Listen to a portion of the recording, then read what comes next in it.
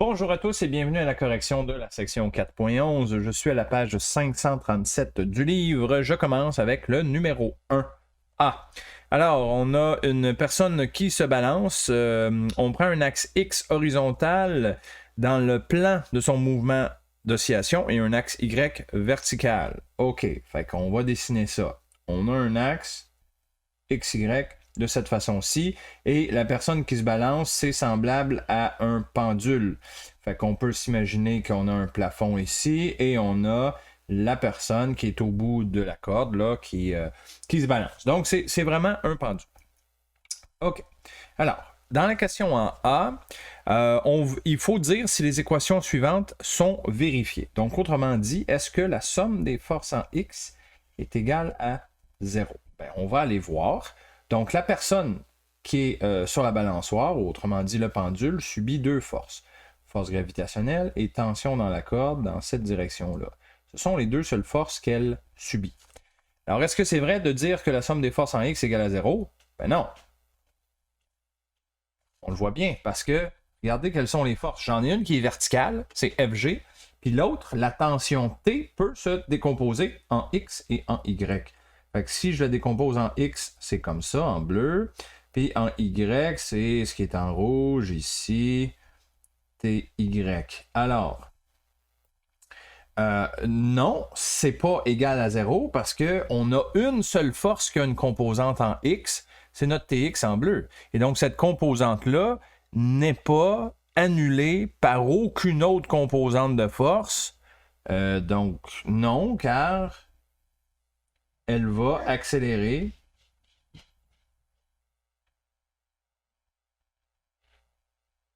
vers la gauche. Hein? S'il n'est pas à l'équilibre, s'il y a une force résultante dans une direction plus qu'une autre, ça veut dire que la personne va accélérer. Donc la somme des forces ne sera pas égale à 0. Ça va être égal à masse fois l'accélération. Tant que l'accélération n'est pas égale à 0, la somme des forces ne sera pas égale à 0. B, c'est la même question, mais pour la somme des forces en Y. Ici aussi, c'est pas vrai. Là, c'est peut-être plus dur à voir, mais ce qu'il faut comprendre, c'est que la personne ou le pendule, si vous voulez, là, va subir une accélération qui est perpendiculaire à la corde. Vous voyez là ce que j'ai tracé en vert? Ça, c'est l'accélération de la personne. Parce que quand elle est à sa position la plus haute ou la plus inclinée, on peut supposer qu'à cet endroit-là, la vitesse de la personne, c'est égal à 0.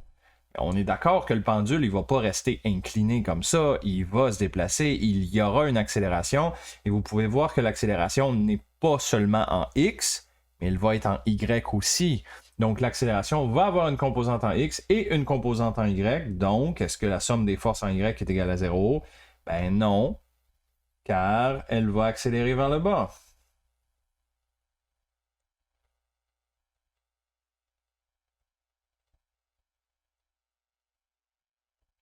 Voilà. Bon, là, en A, j'ai dit elle accélère vers la gauche, et en B, j'ai dit elle accélère vers le bas. La réalité, c'est qu'elle accélère dans les deux directions en même temps. Hein, la personne va accélérer à la fois un peu vers le bas et à la fois un peu vers la gauche. Là, c'est ce que représente mon vecteur accélération A en vert. Finalement, C. Est-ce que la somme des moments de force égale à 0? Ici non plus, non. Parce qu'on n'oublie pas que l'équation qu'on a vue là, à la section 4.7, c'est la somme des moments de force est égale à moment d'inertie fois l'accélération angulaire. L'accélération angulaire, c'est finalement l'accélération de rotation.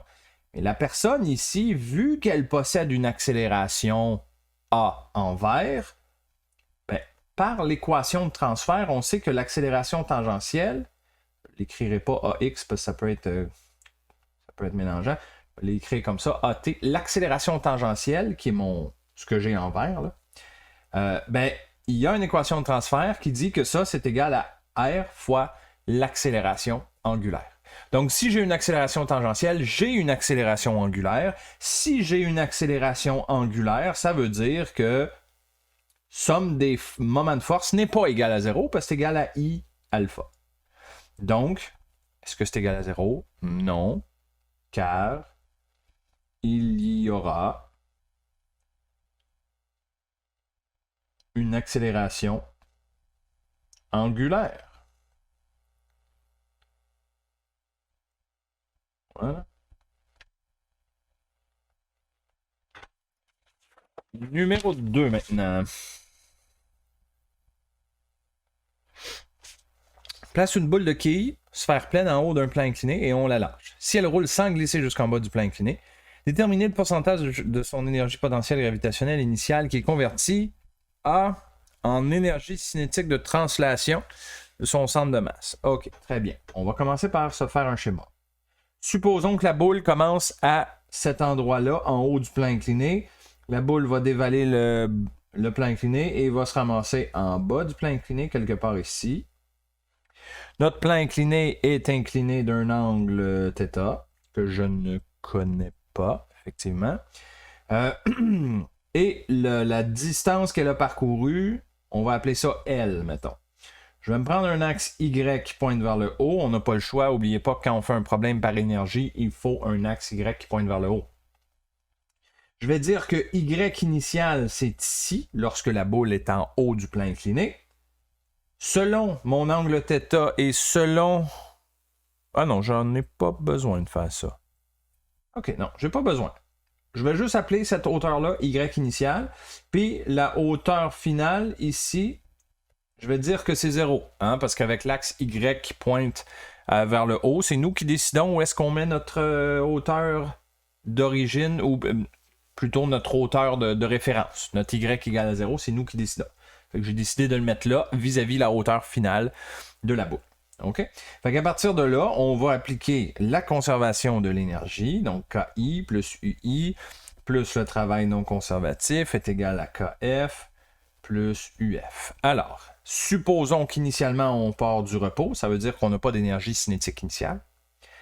J'ai une énergie potentielle gravitationnelle initiale. Je n'ai pas de WNC.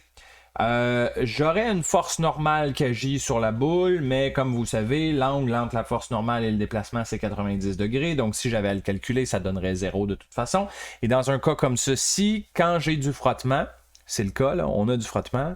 Le frottement, ce qu'il fait, c'est qu'il n'enlève pas et il ne rajoute pas de l'énergie au système. Tout ce qu'il fait, c'est qu'il transforme une partie de l'énergie cinétique de translation en énergie cinétique de rotation. Donc, l'énergie est bel et bien conservée dans ce cas-ci. Et quand on est rendu en bas du plan incliné, on est à une hauteur finale égale à 0, donc mon UF égale à 0. Fait que, qu'est-ce qui me reste? U initial, c'est MGY initial, égale.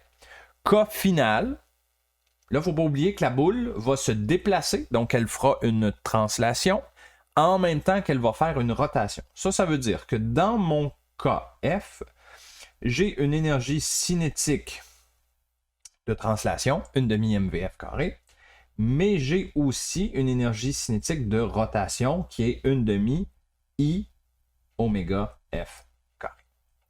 Ce que je peux faire, je vais remplacer mon moment d'inertie. Il s'agit d'une sphère pleine. Une sphère pleine, c'est 2/5 masse fois rayon au carré. Et oméga F, je peux le remplacer par VF sur R. Ça, c'est mon équation de transfert qui me permet de transférer les oméga en V, puis comme j'ai fait tantôt avec le alpha. OK? Donc, on va remplacer ça. MGY initial égale 1/2 MVF carré plus 1/2. Moment d'inertie qui est 2/5 MR carré. Oméga F au carré. Va donc être VF carré sur R carré. Faut pas oublier d'appliquer le carré qui est ici là, sur chacun des deux termes. OK. Fait que là, il y a des affaires qui vont s'annuler. Commençons par ce que j'ai ici à droite. J'ai un R carré au dénominateur puis un R carré au dénominateur. Donc déjà, ces deux-là vont s'annuler. Après ça, il y a un 2 en haut qui va annuler un 2 en bas. Et si je regarde l'ensemble de mon équation, j'ai une masse M dans chacun des termes de chaque côté de l'équation. Donc, si je veux, je divise par M de chaque côté. Donc, ça va faire en sorte que les masses vont s'annuler un peu partout. Fait que, qu'est-ce qu'il me reste? Il me reste 9,8 fois Y initial égale 1/2 VF carré plus 1/5 VF carré. Fait que là, on voit que dans cette équation-là, j'ai deux inconnus. Fait que ce que je peux faire, c'est de venir isoler Y initial. Y initial en fonction de VF carré, ça va donner 0,07143 VF carré. On pourrait faire ça comme ça. Sinon, l'autre possibilité, c'est de laisser le G, le 9.8, là, on peut le laisser comme tel. On peut le laisser G. Fait qu'on a deux possibilités. Ou bien on fait ça comme ça, ou bien on fait la deuxième méthode qui serait de dire que GY initial va être égal à 1/2 plus 1/5 VF carré. Donc ça, c'est 0,7. Si vous le pitonnez sa calculatrice, là, ça donnerait 0,7 VF carré. Et bon, les deux équations vont nous permettre là, à la fin de trouver ce qu'on cherche, mais moi, je vais utiliser cette deuxième façon de faire là, juste parce que je sais où est-ce qu'on s'en va avec ça. Donc, tu sais, c'est difficile de vous dire maintenant pourquoi on veut prendre cette forme-là plutôt que l'autre. La réalité, c'est que vous ne le saurez pas avant de l'avoir fait. T'sais. Mais dans tous les cas, une ou l'autre, ça va marcher. Vous allez obtenir ce que vous cherchez. Donc, on rappelle que la question en A, c'est le pourcentage de l'énergie potentielle gravitationnelle qui est convertie en énergie cinétique de translation. Fait que là, enfin, on va pouvoir répondre à la question A. C'est-à-dire, on veut le pourcentage, là, je l'écris comme ça, c'est une notation un peu bizarroïde, là, mais en tout cas, c'est un rapport de l'énergie cinétique de translation sur l'énergie potentielle gravitationnelle initiale. Donc, l'énergie cinétique de translation finale, c'est 1/2 mVF carré. Et l'énergie potentielle gravitationnelle initiale, c'est mgy initiale. Fait que là, vous voyez qu'en faisant ce rapport-là, les masses s'en vont. Et là, je reviens à pourquoi j'ai utilisé ma deuxième isolation, là, ce que j'ai dans l'encadré. C'est que là, vous voyez, là, j'ai Y initial. Et là, je peux le prendre, là, puis je peux venir le remplacer à la place de ça ici. J'ai Y initial. Voilà. Moi, je le savais qu'on s'en allait vers là. Mais ça n'aurait pas été grave avant que vous utilisiez l'autre équation juste avant. Là. Ça aurait donné la même chose au final. Alors, allons-y. 1/2 VF carré divisé par 0,7 fois VF carré. Bon, ben là, voyez-vous, les VF carré s'annulent. C'est ça qu'on voulait. Fait qu'il me reste à faire le calcul 1/2 divisé par 0,7. Ça me donne la réponse de 71,4%. Et voilà. B. On veut le rapport de l'énergie potentielle gravitationnelle qui a été transformé en énergie cinétique de rotation autour du centre de masse. Très bien. Fait que là, le pourcentage qu'on cherche, c'est le rapport de K, l'énergie cinétique de rotation finale, par rapport à ce que j'avais initialement en énergie potentielle gravitationnelle. Donc, K-rotation, c'est 1/2 moment d'inertie fois oméga final carré divisé par mg y initial. Et là, encore une fois, je vais faire mes remplacements. Le moment d'inertie d'une sphère, c'est 2/5, masse fois rayon au carré, et oméga f au carré, c'est vf carré divisé par rayon carré, divisé par mgy initial. Et ici aussi, il y a plein de choses qui vont s'annuler. Le R carré annule le R carré qui est là, le 2 en haut annule le 2 qui est là, la masse en haut annule la masse qui est en bas. Fait que là, en haut, qu'est-ce qu'il me reste? Il me reste 1/5 VF carré. Et en bas, il me reste GY initial. Mais souvenons-nous que GY initial, c'est égal à 0,7 VF carré. On va le remplacer à la place de ça ici. Là.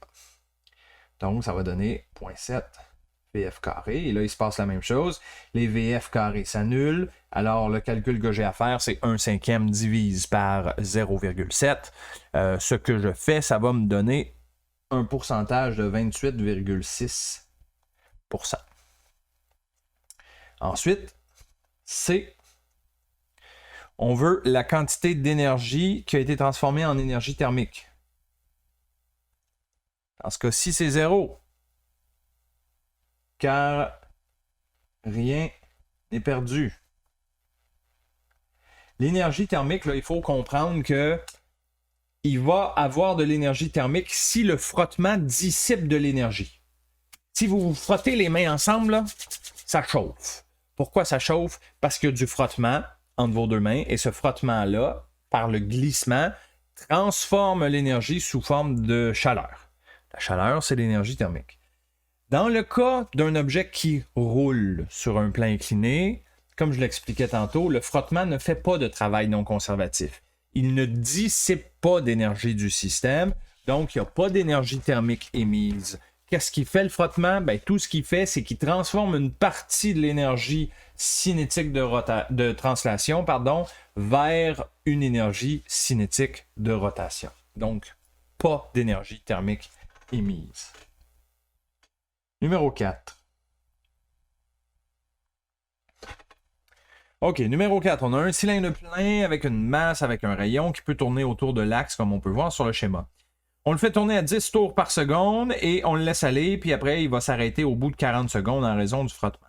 Première question en A. Quel est le module de son accélération angulaire? Très bien. On est en présence d'un mouvement de rotation uniformément accéléré, donc on a besoin d'une équation du RUA pour trouver notre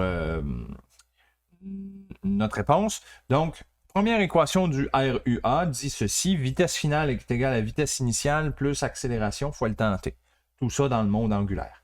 Je veux m'arrêter en 40 secondes. Ça veut dire que ma vitesse finale, ça va être 0. Ma vitesse initiale, c'est le 10 tours par seconde, mais attention, on veut des radians par seconde.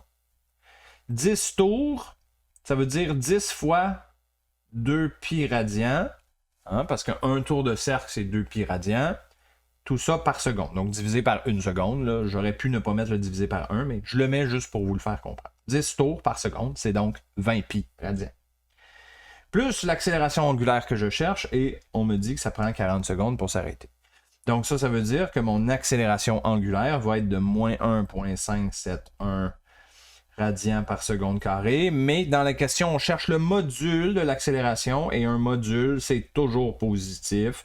C'est 1,571 radians par seconde carré. Voilà ma réponse au A. B. Quel est le module de l'accélération centripète d'une particule du cylindre située à 25 cm de l'axe de rotation, 5 secondes avant que le cylindre n'arrête de tourner? OK. L'accélération centripète se trouve de la façon suivante, R oméga carré. Le oméga, c'est la vitesse finale de mon cylindre. Mais ici, on cherche la vitesse finale lorsque on est 5 secondes avant de s'arrêter. Donc, on est à t égale à 35 secondes, parce qu'on a dit que ça prend 40 secondes pour s'arrêter. Donc, 5 secondes avant de s'arrêter, on est à 35 secondes. Alors, première étape qu'on va faire, on va faire une petite parenthèse à ça, c'est qu'on va venir trouver la vitesse angulaire finale, puis ensuite, on l'insérera dans l'équation de l'accélération centripète. Donc, vitesse angulaire finale égale à vitesse angulaire initiale plus alpha fois t. Je cherche la vitesse angulaire finale. La vitesse angulaire initiale, c'est le 20 pi, comme je vous expliquais tantôt, plus l'accélération angulaire de moins 1,571 fois le temps t qui est 35 secondes, parce qu'on est 5 secondes avant de s'arrêter. Donc, on isole la vitesse finale à 35 secondes, on trouve 7,847 radians par seconde. Très bien. On prend ça et on vient l'insérer là-dedans. Donc, la particule est située à une distance de 25 cm de l'axe de rotation. Donc, le petit r, ça va être 0,25. Il faut le mettre en mètres pour que ça fonctionne. Et la vitesse angulaire, c'est 7,847 comme je viens de trouver. Donc, l'accélération centripète de cette particule-là correspond donc à 15,39 mètres par seconde carré. Voilà. Numéro 6.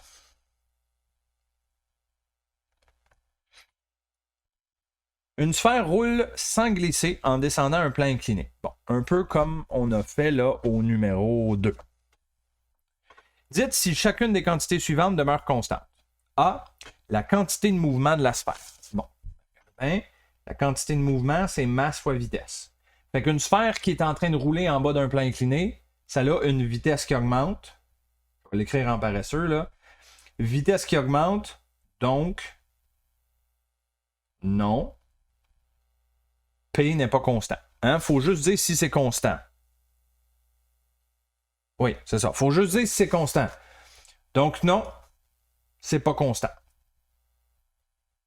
On peut même rajouter P va augmenter. La quantité de mouvement va augmenter parce que la vitesse augmente au fur et à mesure que la sphère est en train de rouler vers le bas du plan incliné. B. L'énergie cinétique de rotation de la sphère. Okay? L'énergie cinétique de rotation de la sphère, c'est 1/2 moment d'inertie fois oméga carré. Pendant que la sphère est en train de rouler vers le bas du plan incliné, la vitesse de rotation, la vitesse angulaire, si vous préférez, augmente. Donc, non. L'énergie cinétique de rotation n'est pas conservée, car corotation augmente au fur et à mesure que oméga augmente. C'est l'énergie cinétique de translation. L'énergie cinétique de translation, c'est 1/2 mv carré. La vitesse augmente pendant que la sphère dévale le plan incliné. Donc, non, ce n'est pas conservé, car l'énergie cinétique de translation augmente, elle aussi. D. La somme de l'énergie cinétique de rotation de la sphère, de l'énergie cinétique de translation et l'énergie potentielle gravitationnelle. Ah, là, on parle de E total, l'énergie mécanique. Ça donne que c'est égal à K plus U. Et ça, c'est la conservation d'énergie qui nous dit que l'énergie totale de la sphère va être conservée. Il y a des travaux non conservatifs, mais ils sont tous égaux à 0. Comme on avait dit, le frottement n'enlève pas d'énergie parce que la rotation est permise par le frottement, donc il n'y a pas d'énergie perdue. Fait que cette énergie mécanique-là est constante.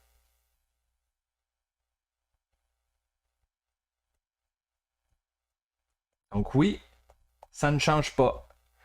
Ça ne change pas parce que le K va augmenter, la sphère va aller de plus en plus vite, mais le U, lui, va diminuer. Quand la sphère arrive en bas du plan incliné, il n'y a plus de U parce que la hauteur finale est égale à 0. Fait que le K augmente au même rythme que le K descend. Donc au final, le E est constant. Il va rester le même. E. Le moment cinétique de la sphère, ben là, moment cinétique, c'est égal à I oméga. Le oméga augmente, comme on a dit, donc non, ça ne sera pas constant, car le moment cinétique va augmenter lui aussi.